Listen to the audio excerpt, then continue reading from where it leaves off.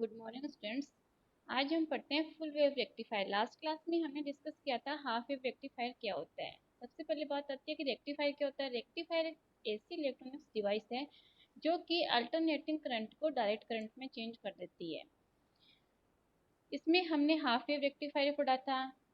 जो भी रेक्टिफायर्स हैं ये हम डायोड या डायोड को जो ग्रुप होता है उसको यूज में लेके बनाते हैं। मतलब या तो एक डायोड से बनाते हैं या दो या चार या एक या एक से अधिक डायोड को मिलके हम क्या बनाते हैं, रेक्टिफायर बनाते हैं। डायोड क्या होता है, यूनिडायरेक्शनल होता है। इसका मतलब है कि वो एक डायरेक्शन में तो करंट को फ्लो होने देता है, दूसरी डायरेक्शन में करंट को क्या कर देता है, ब्लॉक कर देता है।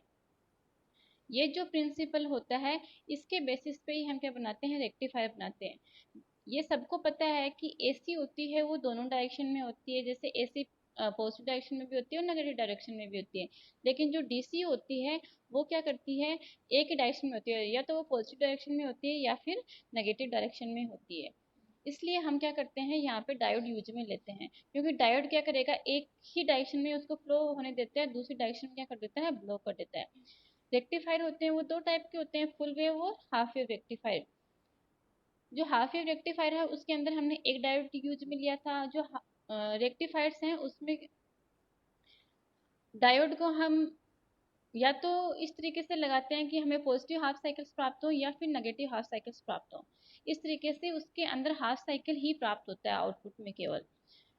फुल वेव रेक्टिफायर में क्या होता है, full wave rectifier converts both halves of each cycle of an alternating wave AC signal into pulsating DC signal। इसका मतलब है कि हाफ फुल वेव जो रेक्टिफायर होता है, जो AC इनपुट होता है उसके जो दोनों साइकिल्स होते हैं उनको ही पल्सेटिंग डीसी में चेंज करता है।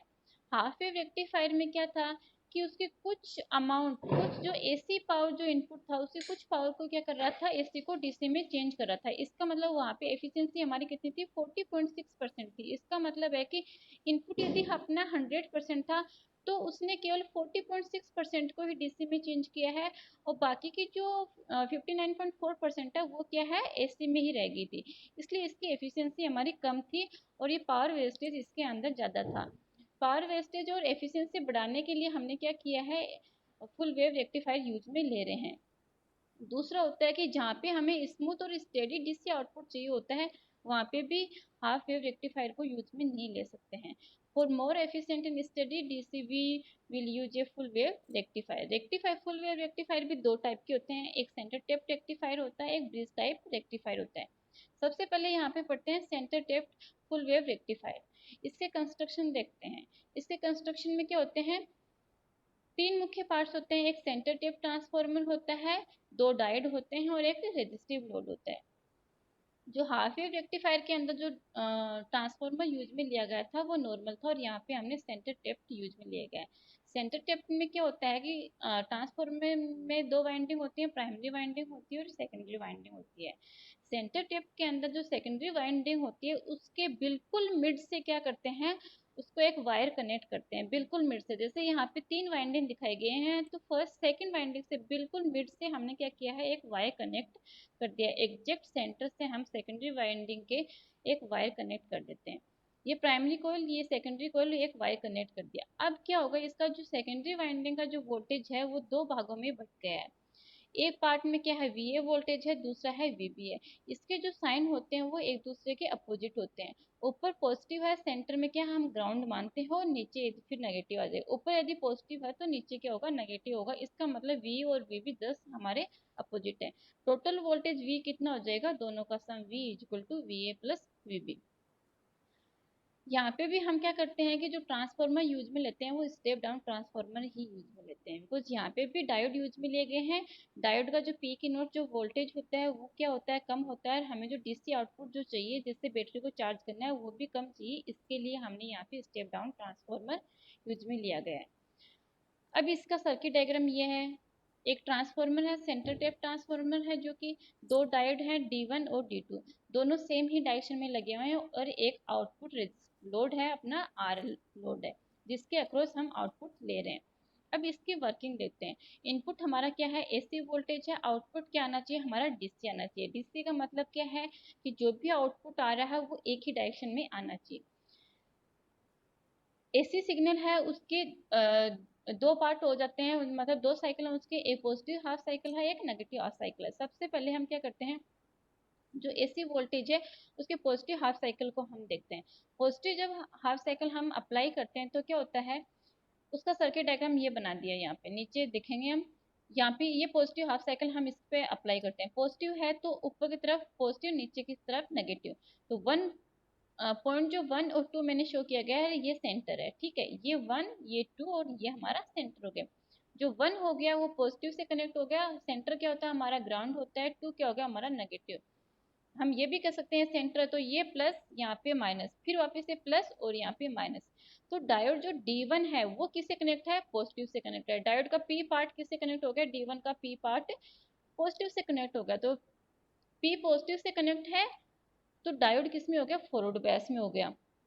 डायोड जब यहाँ पे भी डायोड हम आइडियल मानते हैं ताकि इसका कुछ कट इन वोल्टेज ना हो। और तो जो ये डायोड है आइडियल डायोड है, तो इसका जो शॉर्ट सर्किट की तरह बिहेव करेगा ये फॉरवर्ड बायस में। और जो एक 2 पॉइंट है ये हमारा क्या है, नेगेटिव से कनेक्ट है। नेगेटिव से कनेक्ट होने के कारण पी पार्ट नेगेटिव से कनेक्ट हो गया, तो डायोड D2 किस में हो गया, रिवर्स बायस में हो गया।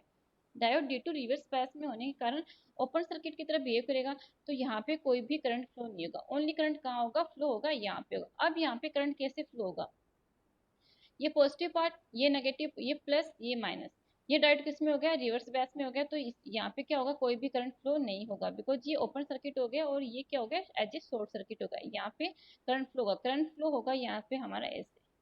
करंट कैसे आया हमारा, राइट से लेफ्ट की साइड आया, RL, ठीक है। तो जिस तरीके का हमारा इनपुट था, हम यदि वैसा का वैसा हमारा आउटपुट साइकिल मान ले तो हमारा आउटपुट ये आ जाता है। इनपुट ये था हमारा, आउटपुट D1 की साइड में ये, ठीक है। डायरेक्शन हम मान लेते हैं राइट, राइट से लेफ्ट की तरफ लेते हैं, तो हमने उसको पॉजिटिव साइकिल शो किया है। अब हम क्या करते हैं, इसमें नेगेटिव साइकिल अप्लाई करते हैं। जैसे ही नेगेटिव साइकिल अप्लाई करते हैं, यहाँ पे नेगेटिव यहाँ पे पॉजिटिव, तो पॉइंट 1 क्या हो जाएगा, नेगेटिव हो जाएगा, पॉइंट 2 क्या हो गया, पॉजिटिव। तो minus plus, plus minus, centre क्या है, ग्राउंड है हमारा, तो प्लस माइनस जीरो हो गया, ग्राउंड हो गया। माइनस और प्लस है, प्लस और माइनस है। अब D1 डायोड का जो P पार्ट है वो क्या होगा, नेगेटिव से कनेक्ट हो गया, तो डायोड D1 किस में हो गया, रिवर्स बायस में। रिवर्स बायस में होने के कारण ये क्या हो गया, ओपन सर्किट की तरह बिहेव करेगा, यहाँ पे कोई भी करंट फ्लो नहीं होगा। डायोड D2 है, इसका P पार्ट अब पॉजिटिव से कनेक्ट है, तो ये किस में होगा, फॉरवर्ड बायस में। फॉरवर्ड बायस में होते ये क्या करेगा, as a short circuit behave करेगा। और अब इसमें यहाँ पे करंट फ्लो होगा, करंट कैसे फ्लो होगा, ऐसे जैसे मैंने शो किया यहाँ पे। तो अभी भी लोड के अंदर करंट कहाँ से कहाँ जा रहा है, राइट से लेफ्ट की साइड जा रहा है। तो नेगेटिव साइकिल में भी जो आउटपुट जो करंट आएगा वो कहाँ से कहाँ आएगा, वो भी पॉजिटिव साइकिल में, पॉजिटिव में आएगा, ठीक है। डायोड D1 जब वर्क कर रहा है पॉजिटिव हाफ साइकिल में, तब आउटपुट हमारा इस डायरेक्शन में आया जिसमें हमने पॉजिटिव डायरेक्शन माना था। डायोड D2 जब वर्क कर रहा है तो भी उसी डायरेक्शन में आ रहा है, पॉजिटिव में आ रहा है। फिर वापस से D1 D2 ऐसे ही ये अल्टरनेट चलते रहेंगे। इस तरीके से हमारा जो आउटपुट वोल्टेज या आउटपुट करंट है वो क्या आएगी, एक डायरेक्शन में आ जाती है, और वो हमने पॉजिटिव डायरेक्शन मानी। इस तरीके से इसमें क्या हुआ है, हाफ वेव रेक्टिफायर में क्या हुआ था, केवल पॉजिटिव हाफ साइकिल या ओनली नेगेटिव हाफ साइकिल में हमें आउटपुट वेव फॉर्म प्राप्त हो रही थी। और इसमें क्या होता है, एसी इनपुट के नेगेटिव और पॉजिटिव जो हाफ साइकिल है दोनों के अंदर ही हमें क्या आ रहा है, आउटपुट प्राप्त हो रहा है, और एक ही डायरेक्शन में प्राप्त हो रहा है। इसका मतलब है कि ये हमारा डीसी है। लेकिन हम देख रहे हैं कि जो हमारा डीसी होता है वो क्या होता है, प्योर डीसी होता है, उसकी वैल्यू फिक्स होती है, 10 वोल्ट, 5 वोल्ट, 12 वोल्ट, ये फिक्स होती है हमारे। लेकिन यहाँ पे क्या इसकी जो वोल्टेज है वो फिक्स नहीं है यहाँ पे। इसका मतलब है कि जो हमें आउटपुट प्राप्त हो रहा है वो कांस्टेंट ना प्राप्त होकर हमें पल्सेटिंग आउटपुट प्राप्त हो रहा है। पल्सेटिंग का मतलब है कि जो हमें आउटपुट वोल्टेज जो प्राप्त हो रहा है, डीसी आउटपुट जो वोल्टेज प्राप्त हो रहा है, उसका कुछ पार्ट क्या है उसके अंदर एसी है, जिसको क्या कहते हैं, हम रिपल भी कहते हैं। अब क्या करते हैं, जो भी हमारा एसी आउटपुट है उसका एनालिसिस करते हैं। सबसे पहले हम क्या करते हैं, उसका डीसी आउटपुट करंट निकालते हैं, वोल्टेज निकालते हैं। यहाँ पे हम करंट देख रहे हैं, डीसी आउटपुट करंट बोला चाहिए, उसकी एवरेज वैल्यू और डीसी वैल्यू क्या होती है, दोनों सेम ही होती हैं। एवरेज वैल्यू किससे निकालते हैं, 1/t, 0 से t, आई और वी डी एल्फा, ठीक है। यहाँ पे t क्या होता है, टाइम पीरियड होता है। टाइम पीरियड कितना है, 2 पाई, तो 1/2 पाई, 0 से 2 पाई, आई डी एल्फा। अब यहाँ पे हम वेव फॉर्म देखते हैं, सॉरी यहाँ पे सोने किया, 0 से पाई, पाई से 2 पाई, 2 पाई, 3 पाई, 4 पाई, ये सब है। तो 0 से पाई और हमारा यहाँ से कितना है, एक साइकिल में हम देख रहे हैं पूरे में वो पाई से 2 पाई तक हमारा क्या है वेव फॉर्म सेम ही है, तो हमने इसमें क्या कर लिया डबल कर लिया, 0 से pi I M sine alpha ही है, पाई से 2 पाई भी आई एम साइन एल्फा है, तो दोनों को क्या है सेम के सेम है, इसलिए इसको डबल लिख दिया, 2 लिख दिया, 0 से pi I M sine alpha. 2 से 2 कैंसिल हो गया, I M by pi, I M constant है तो आई एम बाहर आ जाता है, साइन एल्फा का इंटीग्रेशन कितना होता है माइनस कोस एल्फा, 0 से पाई वैल्यू पुट कर देंगे, I M upon pi minus cos pi, minus minus क्या हो जाएगा प्लस हो जाएगा कोस 0, कोस पाई की वैल्यू होती है -1 होती है, इस तरीके से ये क्या हो गया 1 और 1 कितना हो गया 2 हो गया, 2 I M upon pi. Half wave rectifier के अंदर यही कितना था आई एम अपॉन पाई था, इसका मतलब वहां पे एक डायोड था, यहाँ पे 2 डायोड जैसे लगते हैं, तो क्या होगी एवरेज वैल्यू कितनी हो जाती है डबल हो जाती है हमारी।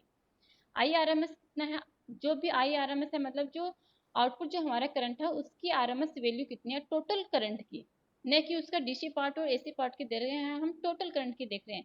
1/t 0 से टी आई स्क्वायर या V square D alpha root, root mean square root कर दिया, फिर मीन निकाला है, मीन का स्क्वायर है, ठीक है। 1/2 पाई, वापिस यहाँ पे डबल हो गया 0 से pi I M square sine square alpha D alpha, I M square क्या है कांस्टेंट है और 2 भी कांस्टेंट है, ये दोनों बाहर आ जाएंगे, 2 आई एम स्क्वायर अपॉन 2 पाई, 0 से पाई साइन स्क्वायर अल्फा कितना पुट कर देते हैं 1 माइनस कोस 2 अल्फा अपॉन 2, यहाँ पे सॉरी रूट लगाना भूल गई, आई M square upon 2 pi alpha. अब 1 का कोस 2 अल्फा क्या करते हैं हम इंटीग्रेशन करते हैं, कांस्टेंट कितना हो जाता है अल्फा, जिसके भी रेस्पेक्ट में करें अल्फा के रेस्पेक्ट में करें तो अल्फा कोस 2 अल्फा कितना होता है साइन 2 अल्फा और 2 नीचे आ जाता है 2, 0 से 2 पाई हम क्या कर देते हैं वैल्यू पुट कर देते हैं, I M square upon 2 pi, pi minus 0 minus 1/t sine 2 pi minus sine 0, sine 2 pi की वैल्यू भी 0 साइन 0 की वैल्यू भी 0, तो ये कितना हो गया पाई हो गया, पाई से पाई कैंसिल हो गया, आई एम अपॉन रूट को हमारा आई आर एम एस आ गया, आई आर एम एस कितना आई एम अपॉन रूट हो गया।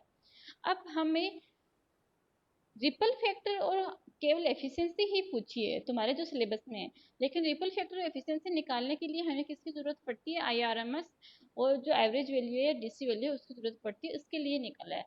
रिपल फैक्टर क्या करता है, रिपल क्या होता है जो भी आउटपुट वोल्टेज या करंट होता है उसके अंदर जो एसी कंपोनेंट होते हैं, अनवांटेड जो एसी कंपोनेंट, बिकॉज ये वांटेड तो है नहीं हमें तो डीसी आउटपुट चाहिए, तो जो अनवांटेड जो एसी कंपोनेंट होते हैं उसको रिपल बोलते हैं। रिपल फैक्टर ये मेजर करता है कि हमारे जो आउटपुट डीसी है उसके अंदर कितना एसी कंपोनेंट प्रेजेंट है।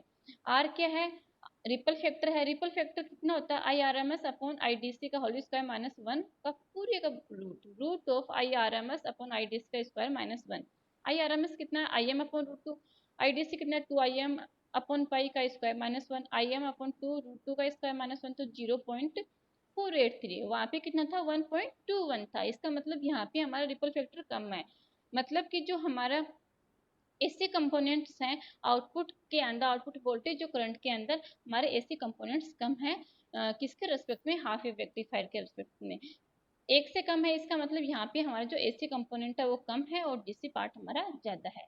एफिशिएंसी है, एफिशिएंसी होती है हमारी कोई भी रेक्टिफायर है उसकी एबिलिटी को मेजर करता है एफिशिएंसी की, वो इनपुट पावर की कितनी वैल्यू को हमारे एसी पावर में चेंज करेगा, तो आउटपुट क्या है आउटपुट एफिशिएंसी क्या होगी आउटपुट अपॉन इनपुट, आउटपुट क्या है हमारी डीसी पावर है, इनपुट क्या है हमारी एसी पावर है, इंटू 100, 100 क्या है परसेंटेज में निकालने के लिए, पीडीसी कितनी है किसके अंदर ले रहे हैं अपन डीसी केवल लोड के अंदर आ रही है IDC square into R L upon P A C या पी इनपुट है, पी इनपुट लिखा है, पी इनपुट हमारा क्या है पी ए सी है, ए सी किसके अंदर फ्लो हो रहा है, एक हमारा डायोड का जो रेजिस्टेंस होता है वो भी यहाँ पे हम कंसिडर करते हैं, बिकॉज जो फॉरवर्ड बैस होता है उसके अंदर उसका बहुत कम हमारा रेजिस्टेंस होता है, कई बार हमारे क्वेश्चंस में भी गिवन होता है तो हम वहाँ पे कंसिडर करते हैं, इसलिए यहाँ पे सब कुछ कंसिडर करके हमने फॉर्मूला लिखा है।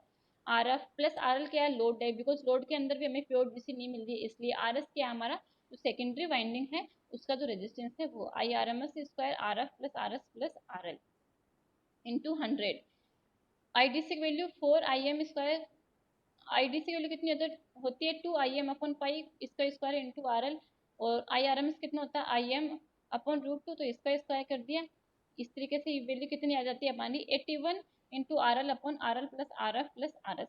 इस तरीके से यदि हम यहाँ पे आर एल को कॉमन लेके 1/1 plus are F plus R L R F plus R S by R L करते हैं और इसकी वैल्यू यदि बहुत हमारी कम होती है तो जो हमारी मैक्सिमम, इस दूसरे शब्दों में हम कह सकते हैं कि यदि हमारी मैक्सिमम एफिशिएंसी को देखें तो यहाँ पे मैक्सिमम 81% आएगी।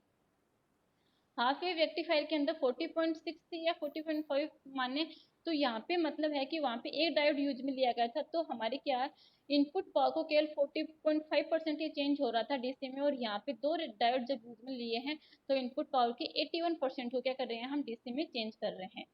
इस तरीके से इसकी एफिशिएंसी क्या होगी, हमारी इनपुट से डबल हो जाती, हाफ वेव रेक्टिफायर से डबल हो जाती है। यहाँ हम एडवांटेज देखते हैं। स्मॉलर रिपल फैक्टर कितना है, 0.483 है, वहाँ कितना था 1.21 था।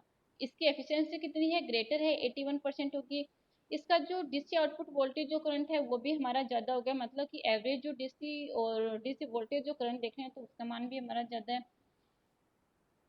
जो हम ऐसे यहाँ पे ऐसे कंपोनेंट हमारा कम है तो इसको फिल्टर करना भी हमारे लिए क्या होता है, इजी होता है। इसके मतलब है कि इसके अंदर फिल्टर जो सर्किट्स होते हैं वो भी हमें कम चाहिए। डिसएडवांटेज, इसका डिसएडवांटेज ये है कि इसका जो पीक इनवर्स वोल्टेज होता है वो हमारा यहाँ पे डबल होता है। वहाँ पे वीएम होता है, पीक इनवर्स वोल्टेज बताया था कि डायोड का रिवर्स बायस में वो वोल्टेज जिस पर डायोड बिना डैमेज हुए वर्क कर सकता है उसको हम क्या बोलते हैं, पीक इनवर्स वोल्टेज बोलते हैं।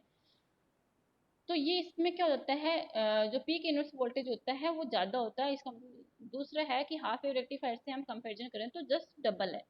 इसके अंदर हमने सेंसिटिव ट्रांसफार्मर लिया गया है जो कि एक्सपेंसिव होता है और उसकी साइज भी क्या होती है, बड़ी होती है। Thank you.